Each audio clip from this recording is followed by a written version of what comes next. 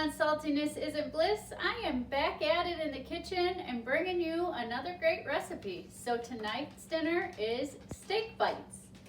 So we're going to start with a pan on the stovetop. We want to put 1 tablespoon of olive oil in our pan. And we want to turn our burner on to medium high for now.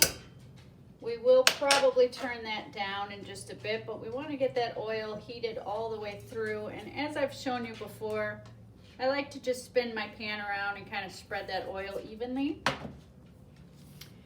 I'm going with a top round black Angus steak. This is just over 1 pound. You can use any steak you love or happen to have at home in the fridge or freezer. Boneless would be easiest for this recipe because we're going to take this steak and we're going to cut the entire thing into bite-sized pieces. So our oil is starting to get warm. The way you'll know that, it will thin out, move around your pan more like water. So I'm going to turn my burner down to just the edge of medium because I don't want that to get too hot while I'm prepping my meat, because then as soon as I put the meat in, it's just going to splatter all over the place. The reason I like to go with this particular cut of steak is you get a very good amount, and also it's very lean. So there's very little that I need to trim off as far as fat goes. And of course you can leave the fat on there for added flavor while it cooks if you choose to. I like to trim it off. So there's no real rhyme or reason to how I cut it. I do like to use kitchen scissors. I find that those are a lot quicker and easier than a knife. And I just kind of go through the meat, cut a piece off, kind of look at it, see if I want to trim it down a little smaller. I'm going to leave it on here when I cut it all up. We do want to season it before it goes in our pan.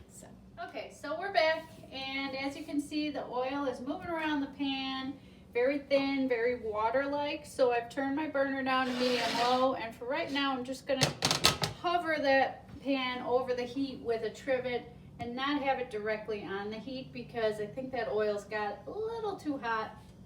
So we want to give it a moment to cool down. My steak is all cut up into bite-sized pieces. I did spread it out evenly on my mat. The reason for that is we're going to season it up now, and I want to try to season it as evenly as I can. So the great thing here is we're going to keep it super simple. We're going to keep it salt-free, and we are just going to season it with some pepper.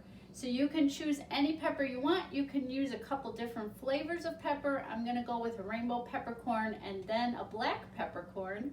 And you can put as little or as much pepper as you like. I'm gonna put a little bit extra, which is why I wanna put that extra layer on there. Just because as it cooks, you will lose a little bit of that. So there's my first layer. And then I'm just going to do a light second layer on there. Now, if you want to flip your meat over, do another layer on the other side, feel free to do that.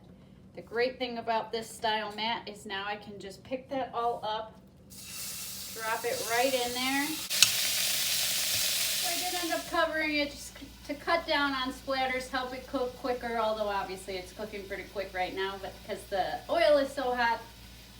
You will cook it to your desired doneness. So this will vary depending on how rare or how well done you like your steak. Personally, I like mine well done. In the meantime, I am going to pop my side dish in the oven. I wish I could take credit for these guys, but I did get these beautiful twice baked potatoes at my local butcher. And so I'm just going to let those cook in the oven while I make my steak bites. And I just thought that, you know, twice baked potatoes, or any kind of potatoes for that matter, are always a great pairing with steak. See you in a bit. Okay, so we're about halfway through.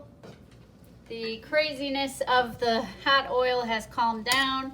Gave these a nice flip, and take a look at that, guys. We're getting a real nice brown edge on some of the pieces, and we just got a real nice even cook going. So I'm gonna leave it right where it's at, but keep an eye on it to see if I need to turn the heat up a bit. Okay, so our steak is done to my liking. So now I am going to scoop it out of my pan, making sure to leave all of that liquid in there because we are going to create a sauce with that. So I want to just scoop it out, reserve it on the side. I've got the heat down to low. My little trick to keep the heat in is I'm going to cover it with foil.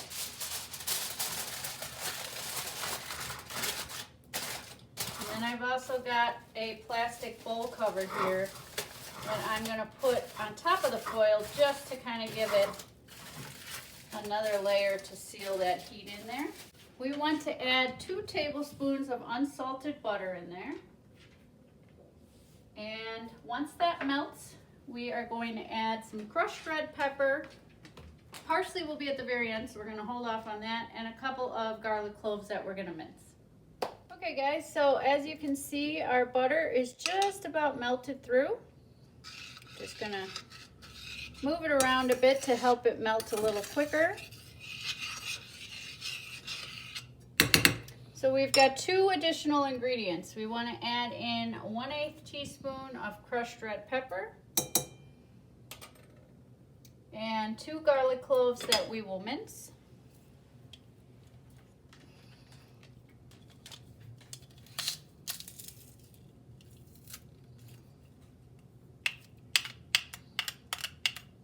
All right, so we've just added in our garlic and crushed pepper. So now I'm just gonna stir that around. Our burner is still on low. And we just want to cook that for just a couple of minutes. All right, so our sauce has had some time to sit and blend all the flavors. It's been on low for at least 5 minutes now, so anywhere between 2 and 5. I've turned it up to medium low, and now I'm going to add my meat back in there. And the idea here is just to move my meat around so that it gets a coating of the sauce on it. And then I'm going to put the lid on. So I want to allow those two to kind of blend together and infuse the meat with the flavors. Here we are, finished product. Take a look. Last step is we're going to add some dried parsley flakes. We're going to garnish the top. If you have fresh parsley, that of course will be a great addition on there as well. So thanks so much for watching. Hope you enjoyed this fun and new way to prepare and eat your steak. See you next time.